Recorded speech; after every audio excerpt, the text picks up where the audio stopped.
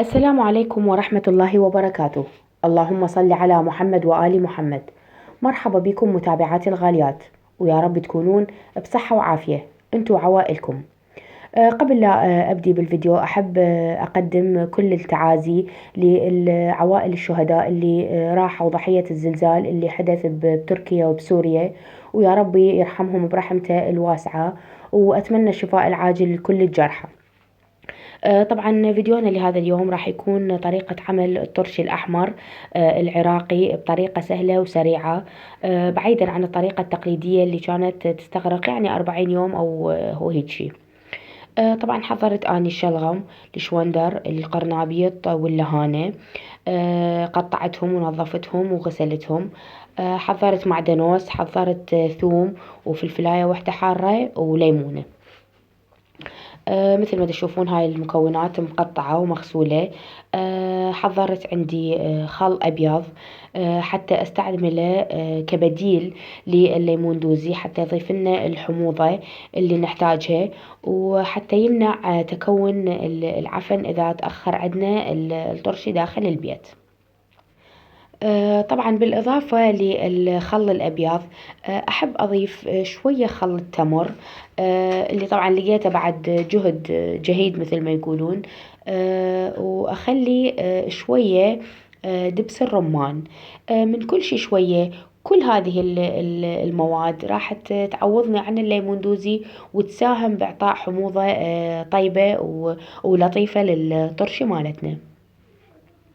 هاي مكوناتنا للوصفة مالتنا لهذا اليوم. مثل ما تشوفوها قدامكم، أهم شيء الغسل والتعقيم.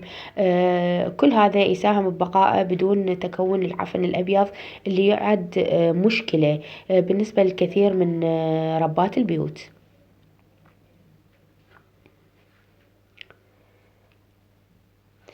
راح أبدي أسلق كل نوعية على حدة، حتى نوصل للقرمشة المطلوبة، مو كلهن نسلقهن فد مرة.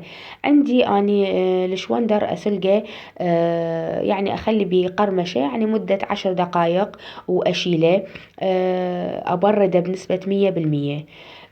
الشلغم عندي بالسلق مالته، من أفور المي والملح أخليه مدة 10 ثواني، بزايد 12 ثانية، حتى لين مرد. اللهانة كذلك 10 ثواني 12 ثانية.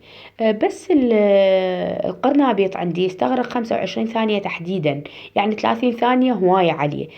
حتى احنا نحافظ على القرمشة وكلهن يستوون بنفس الطريقة، لأن احنا عندنا الطرشي ما راح يخلص بنفس اليوم. أكيد اللي راح يسوي دبة كبيرة، فراح تبقى كذا يوم. من راح يبقى بالمي، وهاي الحوامض اللي راح نضيفها ما نريده يتأثر، يريد ياخذ بس الطعم، بس القرمشة المطلوبة والنوعية تبقى ثابتة مثل ما هي من أول يوم لآخر كاسة من الطرشي مالتنا.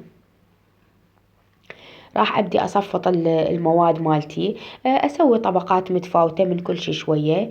أضيف بيناتهن المواد الثانوية اللي ضفتها اللي هي الليمون. عندي ثوم، عندي فلفلاية حارة قطعتها، أنا أريد أضيف الحرارة البسيطة. وعندي معدنوس. عندنا المعدنوس اختياري، بس أنا أشوفه يعني إضافة طيبة وكلش حلوة للوصفة مالتنا.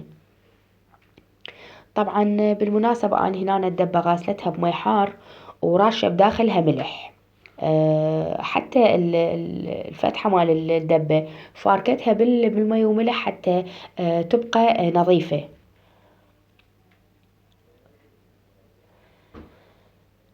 الدبة عندنا أنا ما راح أترسها بنسبة 100%، حتى لا يبقى مجال للتنفيذ، لأن عندنا إحنا ملح، عندنا خل. ما أريدها تكبس فد نوب. أريد يبقى بيها مجال حتى من نحتاج طرش نقدر ناخذ من جوا، مو بس الفوق. ونقدر نخلطه براحتنا. المتبقي راح أسوي دبة ثانوية. أنا بالنسبة لي أشوف الطرش طيب بالبيت، خصوصا ويا النواشف. يمكن لأن أنا مو كلش أحب الطماطة، حتى الأطفال عندي بالبيت مو كلش يحبون الطماطة. فأكثر شي مثلا يا أما زلاطات اللي هي مثل التبولة أو زلاطة المعكرونة، أو يعني أو عندنا الطرش اللي دائما أسويه، فلهذا دائما عندنا متواجد بالبيت. ولا الطماطة ثانوية أحسها يعني بس للطبخ. عندنا الثوم أنا ضفت يعني مقدار يعني 10 15 سن ثوم. يضيف نكهة طيبة، بس ما شرحته حتى لا يضيف النكهة ويخرب لنا الطعام، لا خليت السن الثوم بكبره. هاي دبتنا بما انه هي انترست وسويناها طبقات. راح اضيف ملح. يعني اضيف يعني ملعقتين او ثلاثة، كحد اعلى، لان اساسا اني بمي السلق اني خالة ملح. هسه نبدي شو نضيف مي الشوندر البارد. طبعا حتى السراحية دا ادير بيها غاسلتها بمي حار وملح، يعني حتى اضمن نظافة الطرش مالتي 100%. ما ادري ليش هنا الشوندر مالتهم لونه احمر كلش، يعني احمر قاتم. بالعراق كان الشوندر لونه افتح، فلهذا يطلع طرشينه وردي. هنا الطرشي مالتهم يطلع كلش لونه طوخ. يعني اتوقع التربة تختلف او نسبة الاكسجين او طريقة الزراعة، يعني الله اعلم. بس هي كل دولة الخضرة مالتها تختلف عن الدولة الثانية.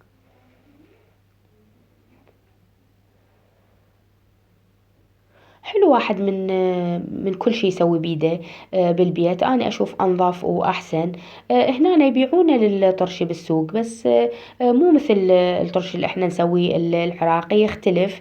يعني هنا حتى مرات البامية يسويها طرشي، فلهذا احنا شوية نستغرب الأكل مالتهم أو الشغلات اللي يبيعوها. راح أضيف الخل الأبيض، يعني مقدار قلاص واحد، مو أكثر. وبالنسبة للخل التمر، أضيف مقدار استكان. يعني ما راح يضيف طعم التمر بقد ما راح ينطي الحموضة اللي قلنا احنا تعوضنا عن الليمون دوزي. دبس الرمان كذلك راح أضيفه كلش قليل، يعني مقدار خاشوقتين أو ثلاثة مال أكل، واحنا دبتنا مالتنا كبيرة. من اكمل الدبه مالتي اذوق المي واشوف شنو الاحتياجات مالته، واعدلها حسب ما يتناسب ويا ذوقنا احنا كعائله. مرات اكو ناس تحب تضيف زيت زيتون على الوجه، يعني هذا شيء اختياري. اني يعني بين فتره وفتره مرات اضيف او مرات ما اضيفه، يعني حسب الموجود. راح احاول احرك المكونات مالتي ببطن الدبه، حتى ينزل دبس الرمان والملح ينزل لي جوه.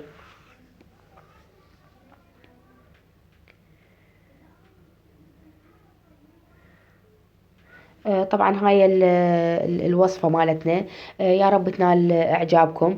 طريقة سهلة وسريعة، وأتمنى تستفادون من عندها. ولا تنسوني باللايك والاشتراك وتفعيل جرس الاشتراك بقناتي حتى يوصلكم كل جديد من قناتي، قناة نطبخ ونسولف. ويا هلا ومرحبا بكم.